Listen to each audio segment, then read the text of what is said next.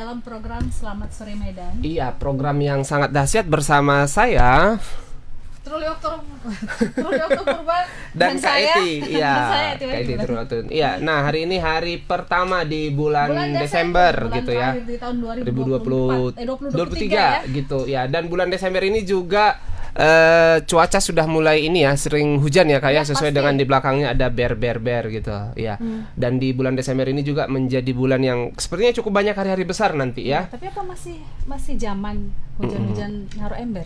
Enggak, jangan ya, kecuali kalau rumahnya ini apa namanya masih terbuat dari tepas, mungkin harus pasang ember lah gitu. Iya. Dan hari ini tanggal 1 Desember ya Kak ya, bertepatan dengan hari apa ini? iya nih, ini sekarang adalah hari AIDS sedunia gitu Hari ya. AIDS sedunia, Nanti tanggal ya. 10 ada lagi hari HAM, kemudian hari Ibu, Iya. hari Natal dan hari jelang tahun baru, cukup banyak ya. Jadi kayaknya banyak libur nih kita nanti. Desember? Iya. Kayaknya 25 Desember. Oh iya ya. Iya. Ini buah hari ya, peringatan hari, tetapi bukan hari Iya. besar nasional. Iya. Tetap bekerja. Betul, ya. dan hari ini juga kayaknya hari ketiga ya Kak ya, kita memasuki masa ini kampanye pemilu 2024. Ya, betul. Tapi kayaknya masih sepi. Masih sepi, sepertinya masih gerakan-gerakan malu-malu. Gerakan malu-malu ya, Betul. tapi kan sesuai jadwal ya, ada jadwal yang Ada, iya. ditetapkan oleh Tadi saya lihat dari sepanjang jalan dari rumah ke ini masih sepi dari baliho-baliho lah gitu. Iya. Tapi kita tunggu saja ya. Tapi Betul. yang pasti ini kan hari pencoblosan semakin dekat ya, Truli iya. ya. Waktu terus berputar, hitung mundur, tinggal beberapa puluh hari lagi. Jadi ya mungkin bagi kita semua sudah mempersiapkan diri lah untuk siap-siap siapa kira-kira kandidat yang Iya, akan nanti. oke. Bisa saja mungkin di luar kelihatan sepi, tetapi di dalam mereka sudah bagi-bagi sarung, bagi-bagi beras, bagi-bagi ya gitulah semua ya. Macam, Oke.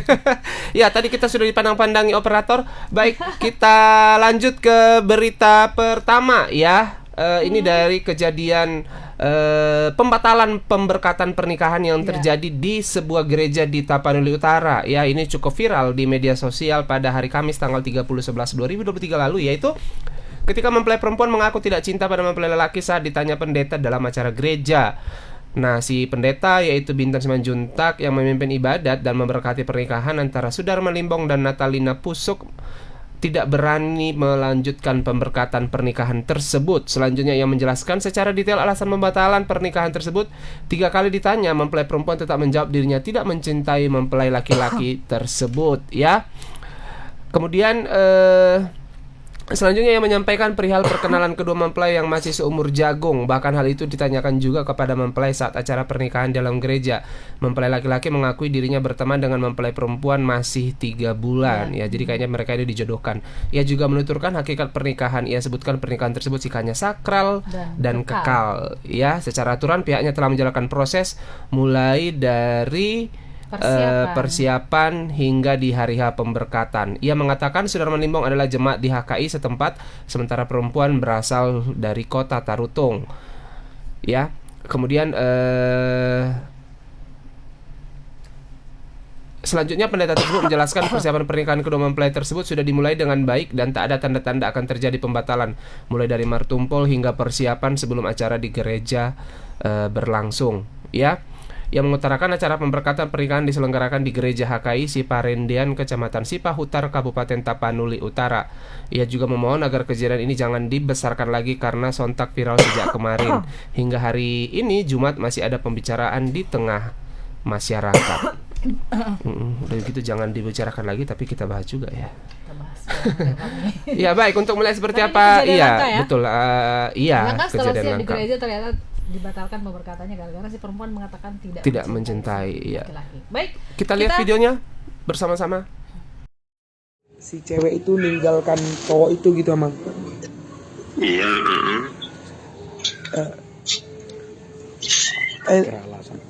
Kira-kira alasannya dia itu meninggalkan gitu, Mang, seperti apa ya, Mang, ceritanya, Mang? Alasannya sudah pasti, Nang, bahwa perempuan itu tidak mencintai laki-lakinya.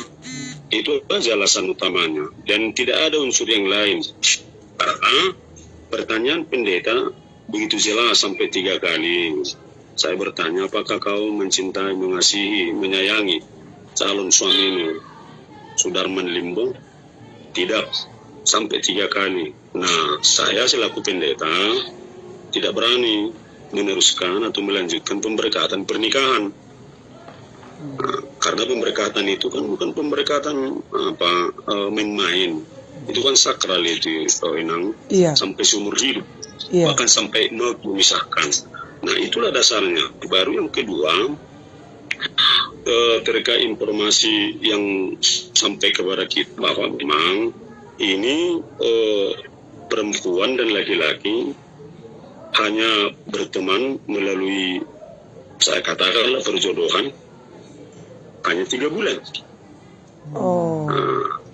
Hanya 3 bulan. Dan itu saya langsung tanya di depan gereja di acara kebaktian. Sudah berapa lama kau berkawan sama Boru Nenggolan? 3 bulan, Abang. Dan itu diakui Darman. Gitu dia, si laki-laki ini. Oh iya. Iya. Nah, jadi terkait ke hal pemberkatan itu, segala prosedur sudah dilakukan oleh gereja, termasuk Malua, Martupol, titik pertama, titik kedua. Oh. Itu semua sudah dilakukan, Siap. terlaksana. Nah, dan terakhir sebelum berangkat ke dalam gereja, itu akte kawin ditandatangani mereka berdua. Ditandatangani dari laki-laki si Sudarman Limbo dan Natalina Boru Pusuk. Bukan Nenggolan, tapi saya nggak tahu entah Nenggolan, tapi apanya data-datanya Pusuk karena sampai kepada saya, bukan Nenggolan ya. Siap, Amang. Natalina Pusuk, bukan Nenggolan yang sampai kepada saya. Jadi saya nggak tahu entah bulan mana, tapi yang saya tahu hanya Natalina dan tidak punya data untuk itu. Nah, itulah yang bisa kami terangkan ini. Iya, nama mempelai laki-laki itu siapa, Mang? Sudarman Limbong. Sudarman Limbong. Oh iya. Nah, lalu sepengetahuan Amang, keduanya mereka itu apakah jemaat HKI ya, Mang? Bukan. Kalau yang laki-laki ya memang jemaat HKI. Bapaknya mantan sintua kita, tapi beliau sudah meninggal. Tapi kalau perempuan, dia Pentakosta dari Tarutung. Oh, jadi si laki-laki memang tinggal di Sipahutar gitu ya, Mang? Iya. Jemaat kita, jemaat HKI. Siap. Amang, kerjanya si cowok ini apa, Mang? Guru SD di Utama Muka. Utama Muka, oh guru SD. Nah, kalau si cewek ini, Amang? Si ceweknya, kata orang, saya kurang begitu bertanya apakah pekerjaan, tapi saya bertanya sama si Limbong ini ketika dia mengantarkan foto, pas foto untuk ditempelkan ke akte kawin, aduh kerja nih itu anon. Nah, dia bilang dia kerja di rumah sakit umum Tarutung. Bagian apa? Saya bertanya, berganti-ganti, emang tidak tentu. Kadang-kadang dia di kamar bayi, kadang-kadang dia di ruang operasi, kadang-kadang dia di ini. Oh iyanya iya. Nah, jadi dia kerjanya di rumah sakit umum Tarutung, tapi persisnya di bagian mana saya kurang tahu nanya. Lalu Amang, ketika mereka memulai proses untuk pemberkatan nikah, apa tidak pernah terbersit gitu, Amang, atau tidak diketahui oleh pihak gereja seperti itu, Amang, ada? Ya kalau soal itu ada mertupul ini. Iya. Kan? Iya. Mertupul itu ada dari pihak perempuan, ada dari pihak laki-laki, ada dari pihak sintua, ada dari pihak raja-raja, raja adat, dan juga dari pihak jemaat.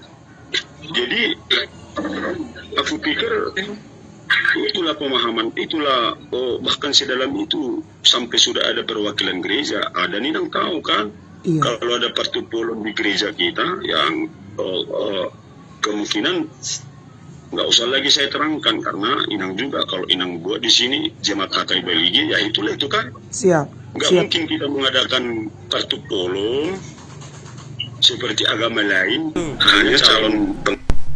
Ya baik, itu tadi laporan dari Maurits ya. Kita sudah terhubung langsung juga dengan Mauritsnya ya. Selamat sore Maurits.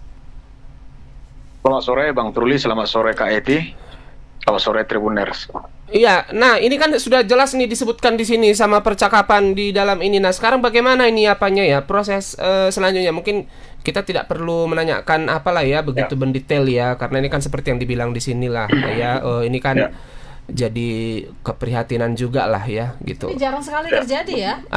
Proses gitu. sampai sejauh ini ternyata Betul. gagal pemberkatan. Nah apa kemudian yang akan menjadi tindak lanjut gitu, seperti apa ya prosesnya? Mungkin dari pihak gereja kan mungkin sudah close gitu pasti ya. Nah mungkin dari pihak mempelai seperti apa? Adakah perkembangan terbaru? Ya, terima kasih. Dari analisis kita yang kita lihat di medsos ya, karena orang di medsos juga selalu mengupdate soal ini juga. Mereka kemarin itu sudah selesaikan juga secara kekeluargaan Bang. Teranyar bahwa mereka memutuskan untuk pihak perempuan itu memberikan ganti rugi lah atas kebutuhan-kebutuhan pesta. Itu yang kita lihat kemarin.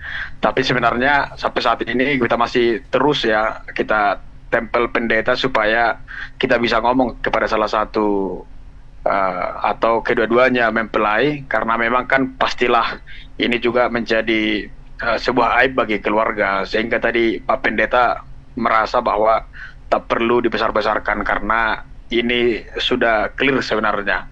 Itu Bang. Jadi kemarin itu kita lihat bahwa ada kesimpulan pihak perempuan membayar sekitar 60-an juta begitu Bang. Iya, Jadi, betul. artinya berakhir dengan perdamaian ya? Perdamaian begitu berakhir dengan perdamaian, dan itulah sebenarnya menjadi sebuah apa juga kan, sebuah kejanggalan kita lihat, karena dalam perkawinan Kristen baik Katolik maupun Protestan itu sebenarnya sudah secara detail. Artinya ketika martupol martupol itu kan pemastian sebenarnya, dalam bahasanya martupolon katanya memastikan sebenarnya. Artinya sudah pasti sebelum. Kalau pemberkatan itu ibaratnya hanya meneguhkan saja dengan ada pemberkatan. Tetapi ternyata hal ini agak terbalik, agak berbeda Bang. Makanya sampai sekarang kita masih berusaha berupaya meminta keterangan lebih detail dari pihak perempuan dan laki-laki. Tapi seperti yang dikatakan Pak Pendeta Jagi, beliau juga sebelum kita konfirmasi tadi mengatakan supaya hal itu ya sudah cukuplah, begitulah kira-kira Bang, karena ketika apapun kita ungkit dari mereka akan kemungkinan membuka lebih lebar lagi aib yang ada pada situasi itu Bang. Iya, memang betul tadi ya, itu juga tadi yang menjadi diskusi kita berdua ya, seharusnya sih di acara Martumpol. Sudah fix ya. Iya, Martumpol itu kayak apa nih kalau di agama Islam apa sih? Tunangan. Itu ya? Iya, mirip Bang. Iya, harusnya kan di Martupol itu sudah tuntas ya. Jadi di pernikahan pemberkatan itu hanya sebatas ini saja, peneguhan lah gitu ya. Iya. Dan karena memang ada juga acara malua. Kalau dia Katolik kan itu sakramen krisma, artinya seperti anjing. Seorang yang dewasa itu sudah bisa memutuskan dirinya mau menikah atau tidak begitu. Iya, jadi betul. seharusnya dan juga ada konseling di antara mereka. Artinya pendeta juga sudah persiapkan. Apakah kamu bersedia begini-begini? Iya. Bersedia dengan segala konsekuensi hidup berkeluarga sudah ada sebenarnya. Iya. Moritz. Artinya memang pertanyaan apakah kamu mencintainya mungkin bisa tidak ditanyakan lagi lah ya pada saat pemberkatan. Mungkin itu jadi ini juga sih ya, jadi mungkin usulan nggak perlu juga sih dari kita ya. Tapi itu ya, saya pikir kan memang kalau sudah pada pemberkatan sudah clear ya. Sudah clear gitu ya. Karena seperti yang dibilang oleh Maurits tadi. Tidak ada lagi hubungannya dengan persoalan itu kan sangat mendasar. Iya, ya kan? aku mencintai itu gitu kan ya. sangat mendasar. Paling hanya persoalan-persoalan teknis aja lah kalau sudah sampai ke pemberkatan. Tapi ini memang sesuatu yang sangat janggal. Mungkin sepanjang kita Tribun Medan berdiri baru sekali mari kita membuat berita seperti ini. Berarti itu seperti itu ya Maurits, mungkin bisa dikonfirmasi nanti ke pendeta. Berarti artinya pertanyaan ini kita baru tahu ya. Berarti arti pertanyaan apakah kamu mencintai, karena begitu ditanya itu ya harus dihapus, harus dihilangkan. Iya, itu memang wajib juga tetap ditanya ya berkali-kali ya. Walaupun formalitas ya. Itu bukan formalitas sebenarnya Kak. Itulah bagian peneguhan, karena kan yang memberkati bukan pendetanya, Tuhannya. Di mereka ada sarannya saja. Jadi seharusnya pertanyaan itu bagi kita sebenarnya sudah fix mau menjalani pernikahan tak perlu, tetapi itu harus disaksikan juga karena Ya. perayaan ibadat itu kan bukan hanya perayaan personal, tapi harus ada saksi dan orang lain. Itu sifatnya komunal dan sosial begitu. Iya, Betul menurut Jadi sekali. dua saya juga seperti iya.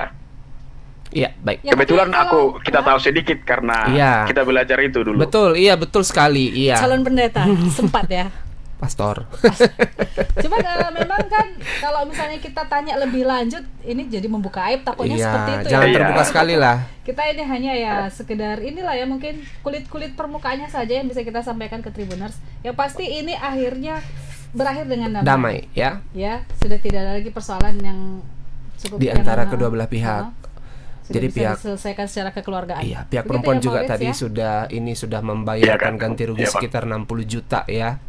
Ya, barangkali itu win-win solution ya bagi kedua pihak ya. Betul sekali.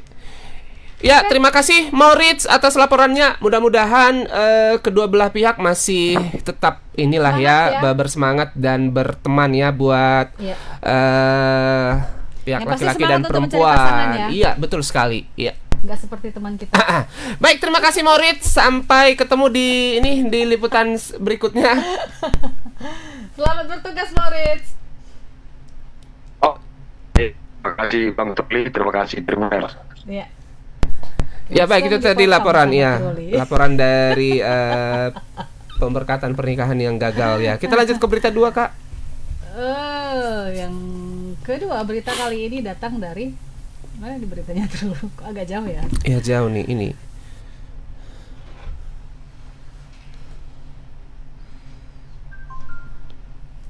Oke, Tribuners, kita masuk ke berita kedua. Kali ini berita duka cita datang dari Kabupaten Deli Serdang.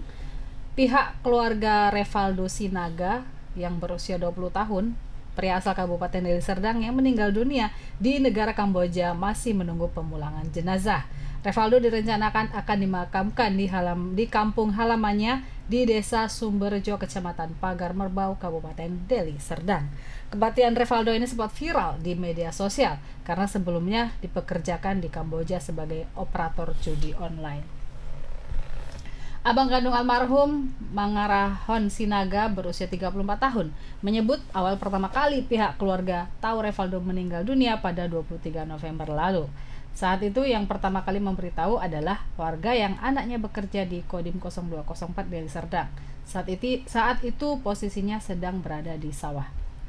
Dari informasi awal itu, selanjutnya Babin Kamtipmas langsung menemui dan meminta nomor HP dan identitasnya. Beberapa jam kemudian, pihak KBRI dari Kamboja pun menghubungi. Saat itu mereka lebih terkejut lagi karena ternyata yang disampaikan adiknya itu meninggal sudah dari bulan Mei.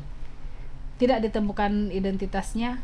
Ini dari kalimat dari Mangarahon ya. Baik, Tribuners, untuk informasi lebih jelasnya kita sudah siapkan videonya, mari kita saksikan.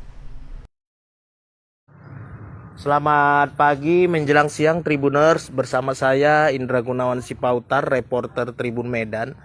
Tribuners, saat ini saya sedang berada di Desa Sumberjo, Kecamatan Pagar Merbau, Kabupaten Deli Serdang. Jadi rumah yang ada di depan saya ini adalah rumah dari almarhum Revaldo Sinaga. Jadi Revaldo Sinaga merupakan pemuda asal desa ini yang sebelumnya sempat bekerja di Kamboja, dan saat ini pihak keluarga mendengar bahwasannya Revaldo Sinaga ini telah meninggal dunia. Jadi banyak cerita atau fakta-fakta baru yang didapatkan pihak keluarga atas meninggalnya keluarga mereka Revaldo Sinaga ini. Saat ini saya akan mewawancarain pihak keluarga bagaimana dan apa yang mereka ketahui dari kematian Revaldo Sinaga. Saat ini sudah ada abang kandung dari Revaldo Sinaga. Bang siapa bang? Bang Mangarahon Sinaga. Mangarahon Sinaga. Ini adalah abang kandung dari Revaldo Sinaga, dan ini ada namborunya yang saat ini masih tinggal menetap di rumah yang biasanya Revaldo Sinaga tempati. Jadi bang, ini bisa abang jelaskan bang, kapan abang mengetahui adik abang ini meninggal dunia? Di tanggal 23 bulan 11 2023. Berarti baru sekitar seminggu lalu gitu, Bang. Seminggu lalu. Oke, Bang, kalau boleh tahu ini Bang, Abang dapat kabar dari siapa pertamanya, Bang? Boleh Abang jelaskan? Ini dapat kabar pertama sama sekali dari Kodim. Kodim, dari anggota Dari Kodim, anggota Kodim Intel. Intel menyampaikan seperti apa sama Abang? Menyampaikan ke orang tuanya menyampaikan kepada saya. Oh gitu. Apa yang disampaikan Bang saat itu? Disampaikan kepada saya yang bernama Revaldo Sinaga yang di Kamboja sudah meninggal dunia. Sudah. Itu yang saya dapat dari kabar dari Iya. Kodim. Oke, setelah dapat informasi itu apa yang pihak keluarga lakukan, Bang? Ya, pihak keluarga lakukan supaya gimana Revaldo Bisa adik cepat saya datang ke sini. secepatnya pulang ke Indonesia. Oke, Bang, ini informasi saya dapatkan katanya Revaldo ini sebenarnya sudah lama meninggal di bulan Mei, gitu ya, Bang? Gitu ya? Iya, Pak. Terkait itu, apa yang bisa Abang jelaskan? Dari mana Abang tahu sebenarnya Revaldo itu meninggalnya di bulan Mei? Baru kemudian Abang mendapatkan kabar baru di bulan November. Itu awal pertama kali mendengar yang bersangkutan adik Abang ini meninggal dari siapa di bulan Mei itu? Dari KBRI Kedutaan Kamboja. Saya ditelepon pada hari Kamis sekitar pukul 4 kalau pukul 5. Jadi beberapa jam setelah Abang mendapat informasi, pihak KBRI menelpon Abang ya gitu ya? Iya. Apa yang disampaikan pihak KBRI? KBRI menyampaikan kepada saya ini dengan keluarga almarhum Revaldo Sinaga, ia dengan saya sendiri. Revaldo Sinaga sudah meninggal dunia pada Bulan Mei. bulan Mei. Jadi bulan Mei meninggalnya baru dikabari seminggu lalu ya? Baru Itu dikabari sempat Abang seminggu. tanyakan gitu ya? Sempat saya tanyakan, kenapa Pak adik saya meninggal? Dia bunuh diri dari gedung tertinggi melompat dengan muka memar-memar. Nggak dikasih tahu Bang ketinggiannya berapa gitu? Tidak dikasih tahu Pak. Di tempat gedung apa itu Tidak nggak ada ada? dikasih tahu sama sekali. Oke, kalau gitu seperti itu Bang, ketika kalian mendapat informasi itu, sejauh ini kalian percaya dengan kejadian adik Abang ini bunuh diri? Kalau dengan pihak keluarga tidak percaya Pak. Tidak percaya ya? Bang, kalau bisa dijelaskan Bang, adik Abang ini berangkat dari rumah rencananya waktu itu mau kerja apa sebenarnya Bang? Kerjanya di Kamboja kerja scammer Pak, judi online. Judi online. Jadi berangkat adik Abang ini dari rumah kapan ini? Kalau tidak salah Pak di akhir bulan Januari. Kalau tidak salah bulan Januari. Kalau paling lama-lamanya di bulan 2 awal.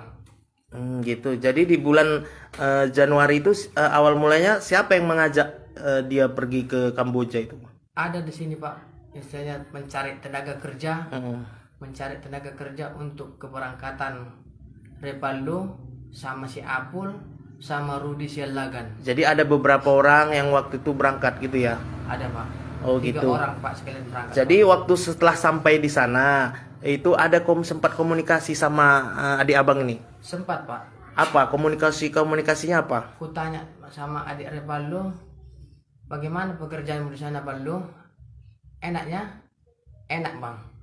Pas dia baru nyampe di Kamboja Pak. Pernah dia katanya gajian? Pernah? Ya kalau masalah gaji belum sempat saya tanya Pak. Tapi pernah juga saya tanya gajimu gimana ya Valdo?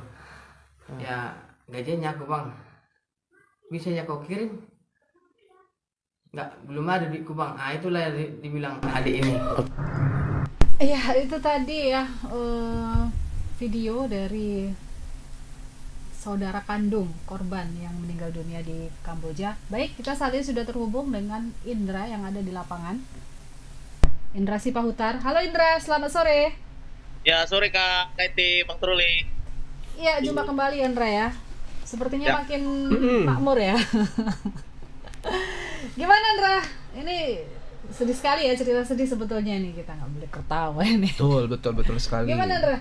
Apakah sudah ada informasi kapan jenazah akan bisa diterbangkan atau sampai ke rumah duka? Ya, jadi sampai saat ini dapat saya jelaskan bahwasanya pihak keluarga Revaldo Sinaga yang ada di Desa Sumberjo, Kecamatan Pagar Merbau, Kabupaten Deli Serdang ini belum ada mendapat kepastian kapan pastinya jenazah keluarga mereka itu akan tiba di tanah air, karena memang saat ini informasi yang mereka dapatkan dari kedutaan ini hanya sebatas sedang dalam proses dan belum diketahui kapan pastinya harinya dan tanggalnya, seperti itu Kak. Ya, jadi kalau sebelum ada kabar meninggal dunia ini, apakah ada komunikasi antara pihak keluarga dengan korban sebelumnya? Ya, jadi informasi yang saya dapatkan dari abang kandung Repaldo ini, jadi ia berkomunikasi dengan adiknya itu sekitar bulan 4 lalu. Jadi sekitar bulan April. Maret itu, waktu itu ada komunikasi, di mana komunikasinya saat itu Repaldo ini sempat meminta bantuan kepada abangnya dengan mengatakan agar abangnya mengusahakan kepulangannya ke tanah air karena yang bersangkutan merasa sudah tidak nyaman lagi bekerja, meskipun tidak dijelaskan apa yang membuat dia itu tidak nyaman. Jadi pada saat itu Repaldo bermohon kepada abang kandungnya ini, memohon agar bisa dikirimi uang 30 juta untuk biaya kepulangannya ke tanah air. Pada saat itu abangnya ini belum bisa menyimpulkan apakah akan memberi atau tidak, namun menjanjikan kepada adiknya ini hanya sebatas akan mengusahakan dan berdiskusi terlebih dahulu kepada keluarganya, mengingat uang yang dipintakan oleh korban ini angkanya cukup besar. Di tengah mereka yang hanya sebagai petani, uang sebesar 30 juta itu masih sulit mereka dapatkan. Seperti itu. Jadi setelah ada komunikasi terakhir itu, baru kemudian sampai bulan 5 dan seterusnya itu nomor handphone korban ini disebut pihak keluarga ini sudah tidak aktif. Dan begitu juga dengan media sosial yang bersangkutan ini juga sama sekali tidak pernah aktif kembali. Seperti itu Kak. Ya, kalau si Revaldo sendiri di sana apakah ada temannya mungkin yang satu kampung, ada atau teman dekat lah sama-sama merantau ke Kamboja? Ya, jadi di awal-awal pertama kali komunikasi, pihak keluarga ini mendapat informasi awalnya Repaldo ini bekerja sebagai operator judi online itu, mengaku pekerjaannya masih terbilang enak dirasakannya, namun kemudian informasi lain didapatkan keluarga beberapa waktu setelahnya, ini ternyata Repaldo Sinaga ini dianggap tidak dapat memenuhi target pada saat bekerja, sehingga oleh perusahaan tempat di mana Repaldo itu bernaung mengeluarkan Repaldo, dan kemudian Repaldo pun mencari pekerjaan lain itu dengan bekerja di salah satu rumah makan yang ada di Kamboja Kak, seperti itu. Jadi dari situ kemudian putus komunikasi dengan 3 orang yang keluarga yang sempat ikut bersama Repaldo berangkat ke Kamboja. Jadi pada saat awal mereka berangkat itu sekitar bulan Januari, akhir Januari, ada 3 orang warga yang berangkat sama-sama ke Kamboja dan sempat diberangkatkan atau diantar ke Bandara Kuala Namu. Namun di tengah pekerjaan mereka di beberapa bulan kemudian situasi berubah, mereka berpindah-pindah tempat sehingga jejak dari rekannya yang keluarga yang lain ini tidak dapat mencari di mana keberadaan Repaldo pastinya Kak, seperti itu. Iya. Kemudian apakah ada misalnya tanda-tanda bahwa dia mengalami depresi atau apa gitu dari komunikasi sebelumnya dengan pihak keluarga, Indra? Nah, itulah yang saat ini menjadi tanda tanya besar dari pihak keluarga. Kalau pihak keluarga sendiri menganggap sepertinya mereka tidak percaya Repaldo bisa melakukan aksi bunuh diri dengan menaiki gedung tinggi seperti itu. Mereka juga masih penasaran apa sebenarnya yang menjadi penyebab kematian dari Repaldo ini, seperti itu Kak. Jadi memang sejauh ini mereka masih belum percaya, mengingat jasad dari adik mereka ini belum mereka lihat apa lukanya, seperti itu Kak. Jadi setelah dari melihat mungkin nanti jasadnya, mungkin mereka bisa berpendapat apakah memang yang lukanya itu memang luka jatuh dari gedung atau luka karena hal lain. Itulah yang masih sekarang ini menjadi tanda tanya besar pihak keluarga, karena secara nurani mereka tidak mungkin adiknya itu bisa depresi atau segala macam sehingga melakukan hal-hal konyol, lompat dari ketinggian Kak. Kemudian kalau dari pihak keluarga itu komunikasinya bagaimana dengan KBRI? Apakah KBRI memberikan peluang atau kemungkinan-kemungkinan bahwa ini akan dilakukan pengusutan secara hukum begitu, Indra? Ya, jadi informasi yang mereka terima saat ini fokusnya itu ada janji yang dijanjikan kepada keluarga akan melakukan pemulangan terhadap jenazah korban ini. Namun untuk persoalan masalah hukum ini karena sementara ini disimpulkan penyebab kematian itu adalah Bunuh diri. penyebab kematian adalah melompatin terjun dari gedung. Nah, ini saat ini belum diketahui secara pasti apakah nanti akan dilakukan upaya hukum atau seperti apa, karena memang keterangan resmi yang diberikan keluarga ini bahwasanya memang penyebab kematian itu adalah memang melompat. Kenapa baru sekarang pihak keluarga dihubungi? Ini alasan pihak KBRI menyampaikan kepada keluarga karena pada saat kejadian melompat dari gedung itu tidak ditemukan identitas dari Repaldo Sinaga. Jadi keluarga saat ini juga masih bertanya-tanya mengapa identitas Repaldo ini baru mereka temukan pada saat sekarang ini. Itu yang menjadi tanda tanya, mengapa di bulan 5 lalu identitas itu tidak ditemukan, seperti itu, Kak? Ya, karena interval waktu cukup panjang ya, dari bulan Mei sampai sekarang ya. Di awal Desember itu sudah lebih dari setengah tahun ya. Kondisi jenazah pun pasti sudah, apakah memungkinkan lagi untuk melakukan otopsi? Apakah memang pihak keluarga, kalaupun ada kecurigaan bahwa itu ragu lah ya, apakah itu bunuh diri atau tidak, apakah ada langkah selanjutnya yang dilakukan pihak keluarga barangkali mengautopsi jenazah atau bagaimana setibanya di tanah air, Indra? Ya, jadi saat ini memang keluarga mengakuin bahwasanya ada keterbatasan ekonomi untuk melakukan hal-hal yang lebih lanjut. Namun saat ini pihak keluarga siap apabila memang ada biaya yang dibutuhkan dari pihak keluarga untuk pemulangan ini. Saat ini keluarga juga sudah berembuk akan bersedia menanggung dengan keterbatasan mereka, seperti itu, Kak. Jadi mereka saat ini masih fokus bagaimana adiknya yang sudah beberapa bulan meninggal bisa kembali ke tanah air agar bisa dikembalikan dan dikebumikan di kampung halaman, seperti itu, Kak. Iya, jadi sekarang fokus bagaimana jenazah dipulangkan ya. Apalagi saya tambahin, apalagi saat ini salah satu orang tua dari Repaldo ini saat ini berada di Papua, jadi bisa dibilang mengalami tidak bisa berbicara, seperti itu. Jadi saat ini meski tidak bisa berbicara, namun orang tuanya Repaldo Sinaga ini, ayahnya yang ada di Papua ini terus mendorong keluarga yang ada di Kabupaten Deli Serdang ini untuk bisa mengupayakan terus biar anaknya itu bisa pulang. Jadi ketika anaknya nanti ada tanda-tanda pulang, ayahnya yang ada di Papua yang sekarang sedang ikut dengan salah satu anaknya ini baru akan pulang ke kampung halaman, seperti itu, Kak. Oke ya, semoga ini diperlancar ya. Diperlancar proses setidaknya pengembalian ya.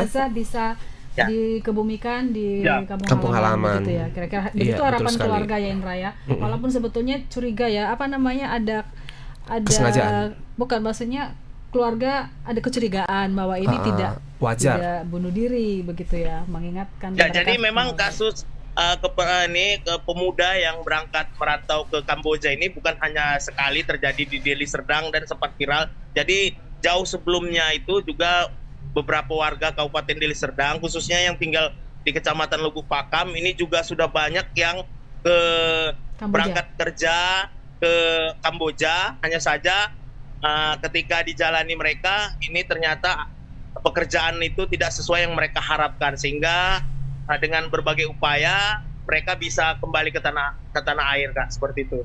Indra, ini mungkin jadi pelajaran semua pihak bahwasanya untuk bekerja di luar negeri harus memenuhi syarat-syarat yang ditentukan oleh pemerintah, karena memang diakuin kepergian Repaldo Sinaga ini, pihak keluarga mengakuin bahwasanya bisa dibilang kepergiannya itu adalah ilegal karena tidak memenuhi syarat-syarat sebagai tenaga kerja.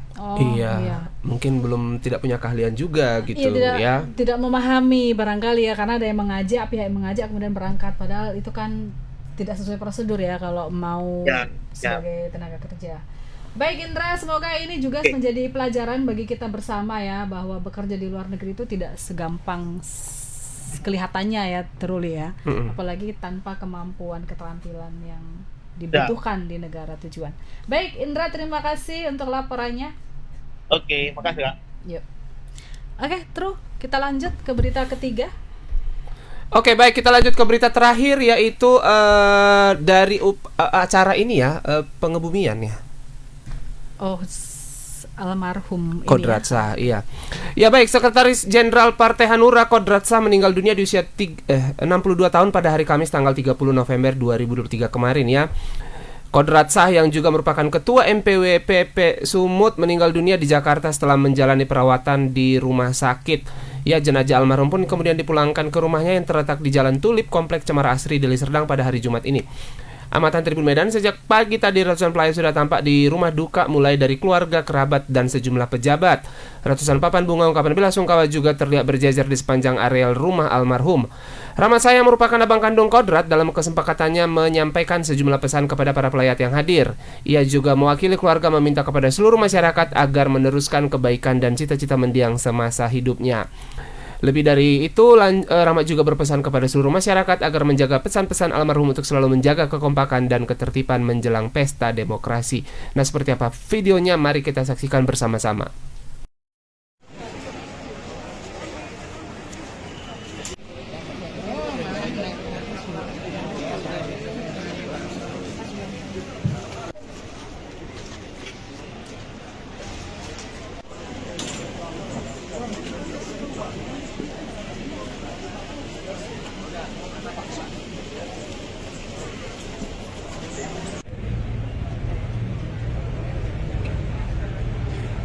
Almarhum ini ke tempat peristirahatan yang terakhir.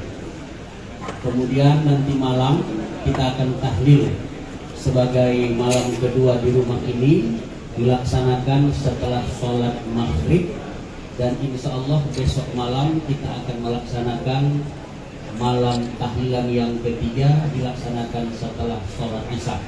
Mudah-mudahan Allah berikan ilham kepada kita semua bahwa selesai nanti prosesi pemberangkatan dari rumah duka ini, almarhum akan kita bawa ke Masjid Al-Musannif untuk sama-sama mengikuti pelaksanaan sholat payahnya setelah pelaksanaan sholat Jumat. Dari situ nanti kita akan beriringan menuju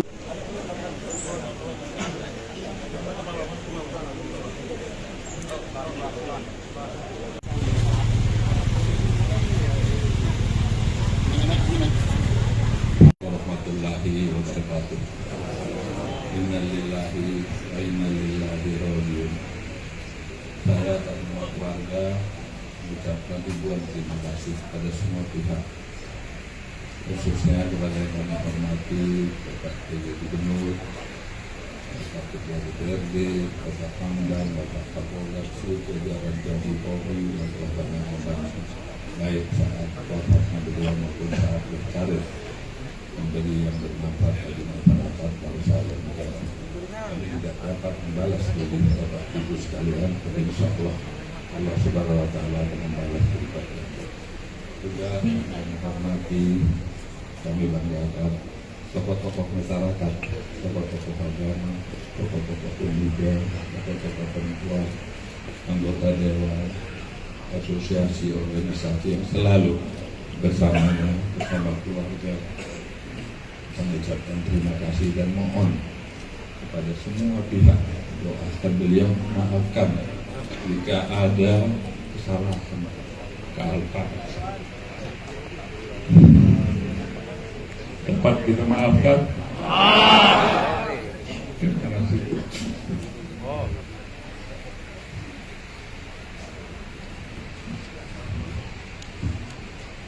Dan juga kami mohon perginya beliau seperti apa disampaikan tadi dari KNPI, PP dan juga Bapak Gubernur, kita jangan putus silaturahmi. Kalau kita sayang dengan saudara Kodrat, kita harus meneruskan cita-cita yang baik. pesan-pesan yang bernilai, bermanfaat untuk semua. Saya selalu berpesan kepada seluruh keluarga saya, jangan ambil manfaat dari jabatan. Dan kalian harus menjabat sesuatu, khusus saya kepada dia, setelah kalian mampu untuk berbuat dan memberi apa saja. Waktu, pikiran, dana, korban perasaan, dan kadang-kadang memiliki musuh pribadi, itu bisa saya. Dan salah satu adik yang terdekat oleh beliau. Sekali lagi kami ucapkan terima kasih, mohon doanya dan maafnya. Dan juga kami ingin bertanya, apakah saudara Kodratsa orang baik? Baik. Apakah Kodratsa orang baik? Baik. Apakah Kodratsa orang baik? Baik. Terima kasih. Sekali lagi kita teruskan perjuangan beliau bersama-sama, jaga kekompakan, jaga kebersamaan, dan beliau juga berpesan kita menghadapi pesta demokrasi 2024. Tolong jaga, jangan ada perpecahan di antara kita, khususnya di Sumatera Utara, dan kalau bisa seluruh Republik Indonesia. Itu kita katuhi dan kita menyia-nyiakan apa yang telah beliau lakukan dan telah kita bina selama ini. Ini bukan hanya tanggung jawab Bapak kita DPRD, Bapak Gubernur, Panglima, Bapak Polisi dan jajaran. Itu kami selalu bicarakan. Berbagi kita untuk berbuat kebaikan. Mungkin itulah kami sampaikan sekali lagi. Serah terima.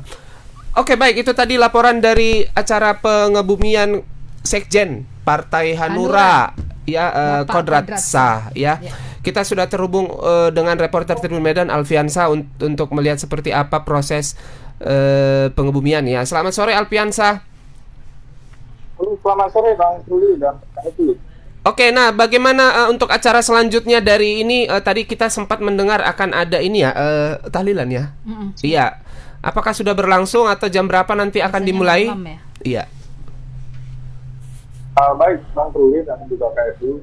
Ya, tadi Sekretaris Partai Hanura, Kodratsa yang meninggal dunia di Jakarta kemarin, di hari Kamis itu tadi sehabis salat Jumat dikumpulkan di pemakaman umum di pemakaman Srideli di Jalan Srideli, Kota Medan.